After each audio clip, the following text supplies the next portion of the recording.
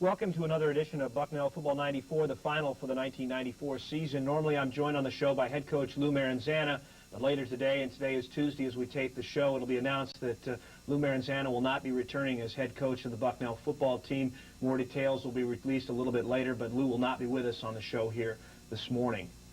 Today, though, we do have two guests in the studio with us to look at highlights of the game, quarterback Rob Gluss and middle linebacker Russ Strohecker, who both finished with outstanding games. Rob threw for a school record 383 yards, and Russ finished with a career record 370 tackles. And Rob, starting with you, the last game certainly one of your best.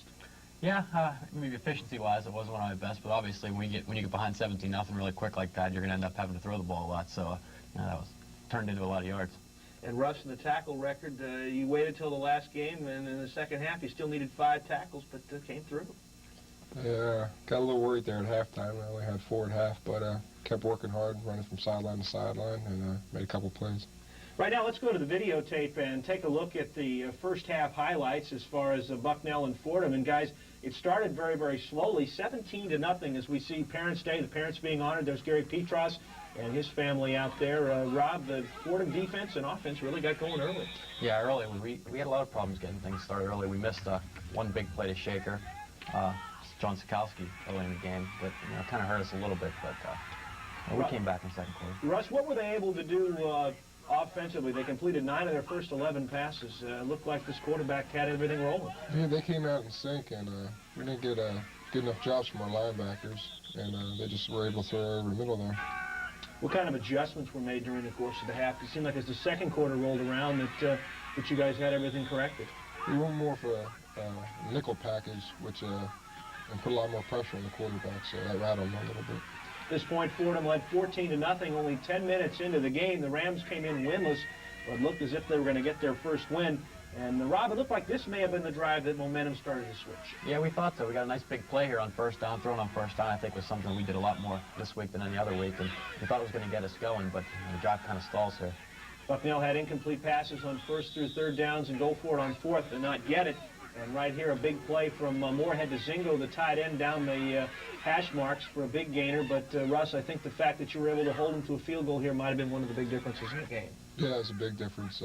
As you see in the second half, too, they get the ball. We hold them to a field goal again, which is a win for the defense. So keep them off the board with touchdowns instead of field goals. And right here, Bob Hagan, who was 2 for 2 the week before, he'd be 2 for 2 this week on field goals, would make this one 30 yards.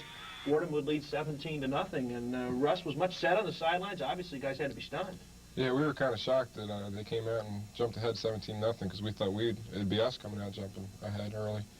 But we got things turned around, and it worked out better in the second quarter. Robbins put a lot of pressure on you as a quarterback, having that kind of hole to climb out of? Yeah, it does a little bit, but the things that we saw in the first quarter that we just didn't really execute. We saw all the things we wanted to do were there. We just had to execute them, and you see in the second quarter that we come out and execute a lot better. Well, let's see the second quarter right now. Bucknell trailing 17-0. They'd be able to get on the board before the end of the first half. And Rob, here you are going back to pass and throwing it to Rich Lemon, who had over 100 yards again in receptions in addition to running. What makes him so good? Oh, this is our waggle screen. So far this year we've run it 3 times for 2 touchdowns, and then this one for about 65 yards. So when you're running screens and things like that, they see Richie doesn't have the ball right off the bat on a run. They just forget about him a little bit. Here's another guy who was part of the passing game, Craig Svensson with 5 catches. Craig has unbelievable hands. He knows exactly where he is on the field at all times, and he's really become a go-to guy towards the end of the season. Just not enough air under this one? Yeah, exactly. That was kind of a choice, right? I could either throw it to Noteboom in the corner or throw it up for Gentili on the other side. I chose Noteboom, and actually I give a lot of credit to their defender there. He made a good play. And Russ, once again, the defensive backs come through. There could have been an interception there for Mark. Yeah, we played a lot better in the second quarter here when we started getting momentum, and we just continued that in the second half. Mike Phillips needed 30 yards to come up with the all-time single-season punt return record. Catches that one on the bounce, gets about 11 yards there. He'd fall a few yards short of that. But this is the drive, Rob, that's going to lead Bucknell into the end zone right before the half, and maybe one of the most important drives of the game. Yeah, that was 3rd and 11. We got a little bit short here. We're going to come up and make the 4th and 1. Steve McHugh's going to really run over number 20, make him look pretty bad. Your guys do a nice job on that play, don't they? He does an excellent job. Steve is just a really hard runner. Mike Phillips was open a lot. Looking to him, especially on those little quick outs? Definitely. Mike does a lot once he catches the ball, and we were looking for these little hitches the whole game. We threw them a lot more in this game we did in the other. Do you call them? I mean, is it something you see at the line that maybe they're giving you a cushion? Exactly. It's a check at the line. I checked out a variety of plays, pass plays, run plays, doesn't really matter. If I see it's open and I can take advantage of it, I did.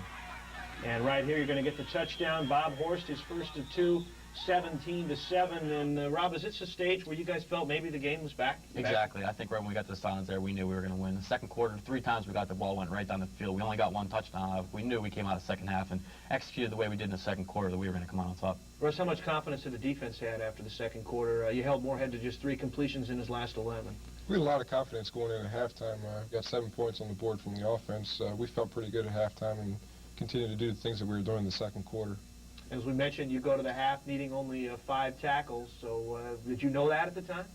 Well, I didn't really want to think about it the whole game, but everyone around me was keeping tabs and they kept asking, so I couldn't really get it out of my head. So. Well, we've got the tackles to show you later on in the program. Right now, Mark Braver has a look at Jeremy Patty, who has a nice honor bestowed upon him for the end of the season. For Jeremy Patty, his senior season has been a rewarding one. Not only has he started on the defensive line for the Bison, he was recently selected as a member of a team to showcase football to the Olympic Committee. It was over the summer, and I was sitting at home, sitting on the couch. I was reading through our local paper, and they had an article about Olympic football, and I was like, Olympic football? That's not a sport yet. So I read on, and there's a little blurb at the end of the paragraph that says, tryouts will be held this Saturday at Bucknell University, 10 o'clock. So I'm like, oh, I'll try it out. And the main reason I went was I just wanted to see what was going on, and I wanted to see they had Dave Pizzullo and Cody Rising, who are former Cleveland Browns players there, and I wanted to see them in person and maybe get a few lessons from them. So I went there and I tried out, and they put us through a workout. They ran us and they made us lift, and I guess they were impressed with me because a couple weeks ago I got a letter that said I was on the team. This would be the team that would play in the Olympics if they were successful in lobbying to get it made into an Olympic sport.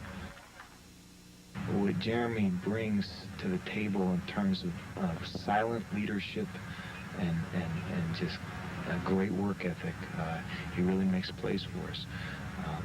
And I think some of that is attributable to his background in wrestling. Although that takes away a little bit of his intelligence, it adds a little bit to his understanding of what a defensive lineman is, and that's basically a wrestler. He's wrestling with big old offensive linemen that are allowed to use their hands, and his job is to get around, get on their edge, and make plays.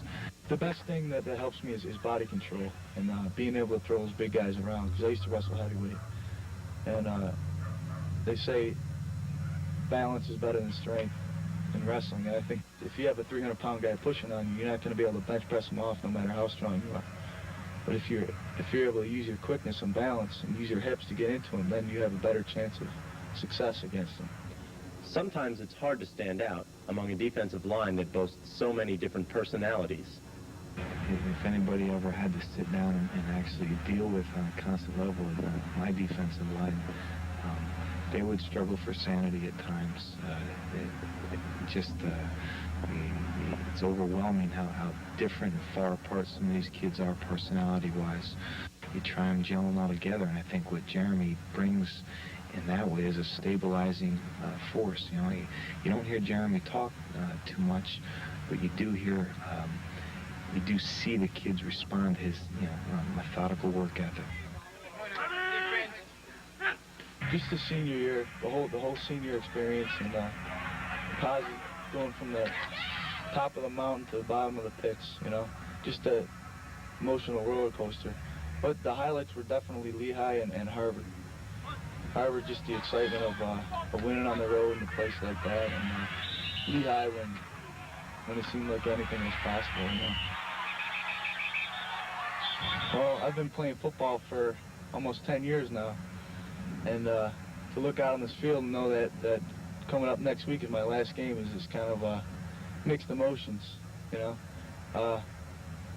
I'm kind of happy to get it over with because it's tough on your body, and I feel I'm getting old, but I'm going to miss the games. I'm sure everybody is. For Bucknell Football 94, I'm Mark Braver. Thanks a lot, Mark. And as we look at Jeremy Patty getting to extend his football career, a big day, I guess, for seniors, Rob and Russ, playing your last game at Bucknell. Rob, any special thoughts on the last games? Yeah, it was nice. I used to tease everybody I've never thrown for 300 yards in a game. I'm like, well, I have to check as many times as I can to get 300 in this game. It actually worked out that way. Russ, your thoughts on the final game? We wanted to go out with a win. That's important to send the seniors out with a win, so that's what we were looking for. Do you really remember, for high school, do you remember your last game more than you remember other games? Yeah, I remember my last game vividly. It's kind of emotional, you know, you're moving on to the next stage, but, yeah, it's nice to go out with a win, like I said. Right now we've got to take a look at second half highlights. Again, Bucknell was down 17-7 at the half, but appeared to have the momentum in its favor. As we pick things up in the third quarter, the defense would come out and force an early punt on the Fordham Rams. And Russ, again, you guys were able to pretty much keep the running game in check all day.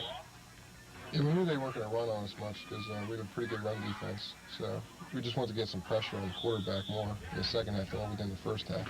And Fordham's only 3 points in the third quarter are going to basically come as a result of a gift. Mike Phillips has a little trouble handling the punt. Almost looked like he was going to fall on it, but Fordham would recover. How much confidence did this give you, only giving up a field goal, Russ? A lot of confidence. You know, that 3 points didn't mean nothing because that's just 20-7. We needed 2 touchdowns to win that. So. How come the shovel pass didn't work? You guys had it sniffed out all day.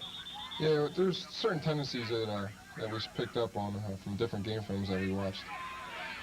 And the field goal was made, short field goal, giving Fordham again a 13-point lead at 20-7. And Rob, you guys converted a lot of third downs in the second half, 6 of 8. John Sikowski with some great catches. Actually, we ran this play twice, actually in the same part of the field, same situations, third and long, and you know, John both times had to make a sideline catch, drag his feet, did a great job. How difficult it is when you're getting some pressure, and Fordham did give you some pressure, finding receivers open? A little bit, you know, the checks that we made a lot helped a lot. In this case here, we scramble, and Troy does a real good job stopping and coming back to the ball. Russ, why is Rich Lemon so difficult to bring down? You've faced him in practice. And as you can see just from watching the film, I mean, he has quick feet and his moves, like with his hips and everything. And the little guy is hard to see behind those big offensive linemen. Greg Svensson once again comes through with the pass reception, goes just far enough for a first down, and Troy White will go over 1,000 all-purpose. That's returning and receiving and rushing a little bit for him, getting another first down for Bucknell, and here's the touchdown, and boy, is he tough to bring down. He's like a sniper, shoots this guy in the back right here on the goal line. 20-14, the extra point good. Still 3 minutes change left to go in the third quarter. And again, Russ, the defense comes through. You're going to see your tackle. This is number 369 to tie the record. You and Andy Welty sharing that tackle. And tell us about the one here that gets you the record. Well, they run like the shuffle pass again, which we sniffed out all day and got a good read on it, came up, made a hit, and Jeremy Patty along with me brought him down. 370 tackles, the new all-time one. I have to ask you guys, though, they were congratulating you and allowed Fordham to get the first down the next play. Yeah, we didn't get the play in on time because everyone's congratulating me. So It seemed to me that the offensive guys get a break. If Rob throws for a record or Rich runs for a record, they usually stop the game and give them the ball. But you guys on defense, they didn't afford that luxury. No, we just keep on going, keep playing. We'll pick up highlights again in the fourth quarter. Again, Bucknell is down just by a few points here, and they'll get the football back. And, Rob, it seems like all day you got 30-17. Yeah, we did. You know, at the beginning of the season, that was one of the things we really wanted to do is, you know, do well on third down conversions. And actually, this was the first game we really executed really well. A lot of third and longs, too. It wasn't just third and shorts, things like that.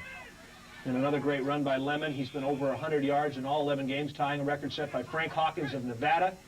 He now has 15 overall in a row, and the record is 20 by Hawkins. There's Phillips again, who had 5 catches, getting 15 more yards. And tell us about the touchdown here to Mark, reminiscent of the play at Harvard. Yeah, a little bit similar. Actually, it's a little bit shorter play action. The ones at Harvard were more straight dropbacks. This one, we were just kind of faking it to Richie. You know, we run slant a lot, and it's kind of a fake slant and just pop up and throw it to Gentili right down the seam. And the idea you're hoping the linebackers bite? Exactly. The extra point is good, and Bucknell has its first game lead of the game with 6:42 to go. And the defense, Jim Jaroszak, Russ, just a great tackle in the open field. Yeah, Jim came up big this week. He was the nickel back that we installed to shut down the passing game, and he did a great job. And the rush didn't have many sacks, but a lot of hurries and a lot of throwaways for Moorhead coming through there. And Andy Welty, one of your co-captains on defense, Russ, was a big play here on the fourth down. Yeah, we brought the house with the blitz, and he came up big from behind. And here Bucknell's looking like they're in great shape, going to score. And Rob, some tough breaks here. You stumble and they knock the ball away from you, and it looks like maybe the game's going to go Fordham's way here. Yeah, he got me in the knee there. I tried to hold myself out with both hands, and I just dropped the ball. Well, I turned into a goat really fast here, but... And then you turn into a hero very, very quickly after that. I couldn't end my career on a play like that, so I knew I had to come out and score. Russ, with a 5-point lead, how important is knocking this play away? You come in with the big blitz. Yeah, we wanted to get some pressure because 2 points there would have put them up by 6. And Rob, here you go. Big day, 383 yards. This is the first play of the drive. You've got 2 minutes left and 2 timeouts. I think right here, everybody on our offense knew that we were going to score. We got out of bounds, stopped the clock, got out past the 50-yard line. Right here, we just know if we execute all the way down the field, we're going to score. You get to Mark Gentile over the middle. You don't have to use a timeout because the clock stops on the first down. And then you work it to Craig Svensson a couple of times. Yeah, Craig, again, I mentioned earlier, Craig's just got great hands, always knows where he is. Does a great job getting out of bounds here, stopping the clock. Actually, we executed this too well. We scored in a minute instead of the 2 minutes that we had. And Craig here, I think, is one of the unlucky guys this season. He's gotten knocked down at the 1 so many times he doesn't get to go for the touchdown. And you go with the big back Bob Horst to put the team in front by a point. Bob's our 1-yard specialist. He gets 1 carry a game for 1 yard and 1 touchdown. So that puts Bucknell up by 1, 27-26. You're going to go for 2, and was this the primary target all the way? Yeah, exactly. This is our throwback play. We just sprint out. All the flows going to the right, and we just throw it back to Gentile on the left. So now it's a 3-point lead, 49 seconds to go. Russ, what's the thoughts for the defense now? We want to keep them in bounds because we knew they had any timeouts left. So drop back a little bit further and get some pass rush on. Unfortunately, Ed Berman didn't get part of that sack, so he'll remain tied with 11 sacks this season for the single-season record. And Mark Miller had 6 interceptions at the corner. Plays safety this year, doesn't have any. Goes back to the corner and gets 1 here. Yeah, he didn't get any all season, but that sure is a big one right there. So Bucknell has 1 play to go, and Rob, was there sentiment to run for Lemon to give him the 2 yards? There was a lot of sentiment. I had sentiment to the coach, Coach O'Connor, when we came out in the field, but he said no. The linemen were all trying to get me to do it, but especially the 3 seniors, right? Yeah, I don't think I could afford to maybe throw the pitch away or something like that. I couldn't fumble twice in the 4th quarter and blow the game twice. Was it a great win? I mean, because starting out so far behind? Was it better because of that? I mean, to go out in the last game, such an exciting game? I think so. It was nice to run the 2-minute offense, especially right at the end of the game. You know, it's something that your last game is going to be memorable, and it makes it even more memorable when something like that happens. And Russ, did you guys enjoy going out there for the last stand on defense? Was that something that was good? Yeah, it was nice. I wanted to get back on the field one more time, you know, before the game was over, and it was a nice way to end the game. When we return on Bucknell Football 94, we'll be back to talk with Gary Petras, the center for this Bucknell football team this year after this timeout. Guess you're going to have to wait for the overall record for another season. 3 or 2 yards short, but overall just another great 100-yard game for you passing, receiving, and running. That's Talk about your play today. I feel good about the performance. Robbie had a heck of a day throwing the ball. I had a okay day running the ball. I'd rather have the 2 yards now, but got the seniors their last victory on the home field. I can wait till next year. We were expecting them to come out in 2 tights on the first time. They called a timeout after they came out with 4 wide receivers, so we changed up the defense, went to a blitz instead of sitting back in a short yardage defense, sort of like a power play up the middle. And I turned out there was 2 wide outs to my side, so I was coming off the corner, and the quarterback looked like he was trying to run a draw. He ran to his line. I just grabbed him from behind and threw him down. Had a couple of plays where I think one play in particular, 3rd down, where you carried tacklers with you for 1st down. Yeah, I've been saving that now for 3 years. I thought maybe I'd, run a little bit, carry somebody with me, keep them on their toes. We're back on Bucknell Football 94, joined by Bucknell's center, Gary Petras. Gary does not have the club that we would recognize him with, having to play left-handed the last couple of weeks of the season. How was that to switch from doing everything with right hand to going everything with the left hand? Well, Bob, it was very awkward, very unorthodox. The first couple of days of practice, me and Rob had to spend a lot of extra time going over, getting the mechanics down, getting my steps down after I snap it. It was very awkward, really, it was. Was it like looking in a mirror? I mean, did you have to do everything? Did you lead with a different leg, or did that? Well, it depends on what way the play's going. It seemed like on Saturday I was having a little bit of trouble going to the left because it seems when I snap, it's a whole different process. Like when I snapped left-handed, it took my whole body to do it as compared to when I was doing it right-handed. It was just like second nature. Mm-hmm. So it took a lot more effort to go left when I was snapping left-handed. How about blocking? Was the club an advantage, a disadvantage? Depending on what type of play it was. In the running game, it was a little bit of a disadvantage because a lot of times when I shocked the guy, the club would slip off because it wasn't, It wasn't like grabbing him, I should say. But in passing situations, it was pretty much an advantage because I could jack him up in the face mask and, without grabbing it, so I could get away with it. Seems like you offensive linemen know all the tricks. It would make it a little harder to hold, though, wouldn't it? It made it a lot harder to hold.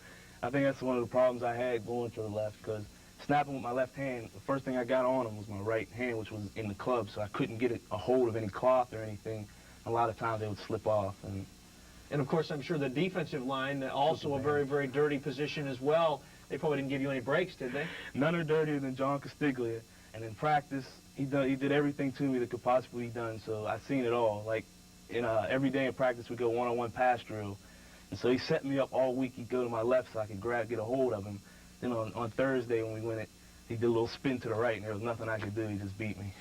How much of practice for offensive linemen and defensive linemen? It seems like that it's a position that you can't really simulate other than going out there in almost game-type conditions. I'd have to agree with you there. It's like a lot of practice is wasted, but a lot of practice is spent doing the little things that you have to do, like getting the steps right and getting hand placement right.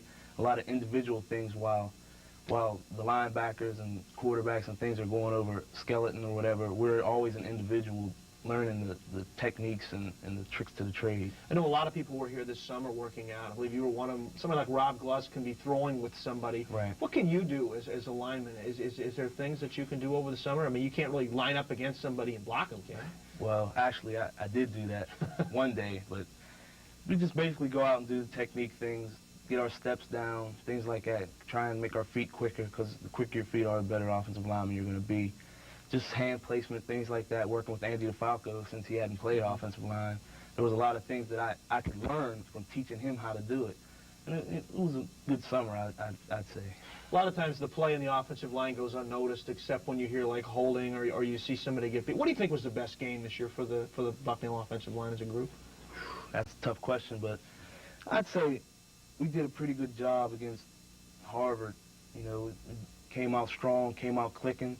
You know, Rob was throwing touchdown passes and made it easy for us. We didn't have, linemen are lazy, as I said before. If you're scoring on one play, it's the best game you can have. Does it help blocking when you have somebody that can throw the ball and somebody that can run the ball? Oh, definitely.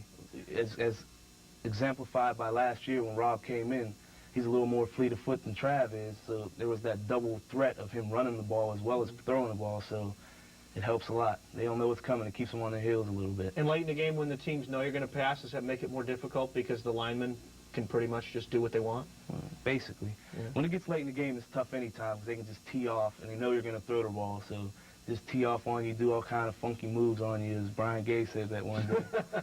And it gets difficult because it's just like the pass drill we do in practice, because we do a twist drill where they know we're going to throw the ball, so they don't have to respect the run at all, and they can just do all kind of moves and stuff like that, so it gets difficult toward the end of the game. Well, the center, the place where it all starts, our guest here, Gary Petros. We'll be back to close up the show after this. You're watching Bucknell Football 94. Since 1846, scholars have come together at Bucknell to ask questions and explore answers. Inspired by the fresh spirit of the newest students and the seasoned wisdom of the faculty, this meeting of minds fosters achievement. Bucknell professors enjoy national reputation, and Bucknell students are known for their intelligence. Their lively exchanges extend from classrooms and seminars to informal meetings in faculty offices and the campus snack bar. Bucknell is a comfortable place for the tradition of the classics and the demands of today's society. The arts, humanities, and sciences thrive alongside professional programs in engineering, education, management, and music. The environment for this growing diversity and the ongoing meeting of minds is a very beautiful campus in central Pennsylvania. Bucknell's stately buildings and beautiful trees and gardens provide an ideal collegiate setting. Bucknell, with 3,300 undergraduates and over 260 faculty members who sustain the spirit that is this university and who carry it with them throughout their lives. At Bucknell University, we pride ourselves in doing intercollegiate athletics the right way. We're extraordinarily proud of our student athletes and their record of success in terms of Patriot League scholar athletes, academic All-Americans, and NCAA postgraduate scholarship winners. In addition, our graduation rate of student athletes has been #1 in the country over the past 3 years. goal of the athletic program at Bucknell University is to provide a competitive Division I experience for over 750 athletes in 26 men's and women's varsity programs. In order for us to enjoy our current level of success, we need your help. You can support our student athletes by joining the Bison Club. I'm certain that the self-satisfaction that you gain from assisting student athletes to have a quality competitive Division I experience will be well worth your while. On behalf of the student athletes of Bucknell University, thank you.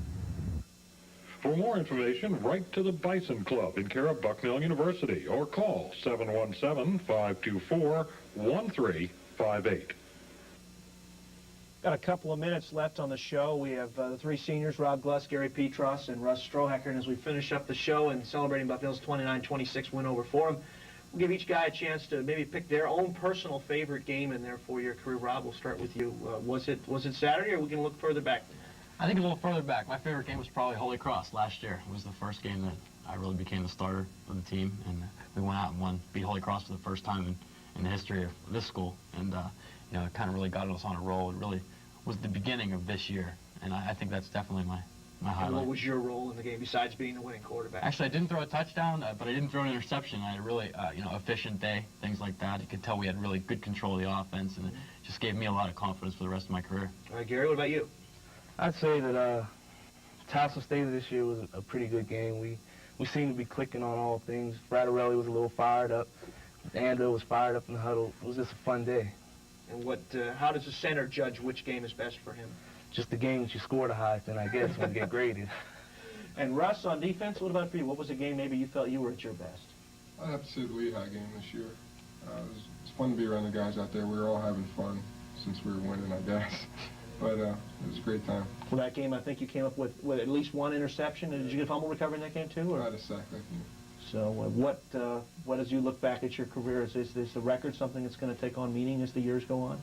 Yeah, but just as the guys I played with, you know, the defensive line, I mean, they deserve a lot of credit for that record. I mean, they're the type of guys that'll do anything for you. It's just the friendships that I've made here. Well, Russ, I want to thank you for being on the show with us today and helping us with the highlights. Gary Petros, Rob Gluss, congratulations all of you on great careers here at Bucknell. For everyone here, this is Bob Behler speaking. Thanks for watching. Tune in January for Bucknell Basketball 95.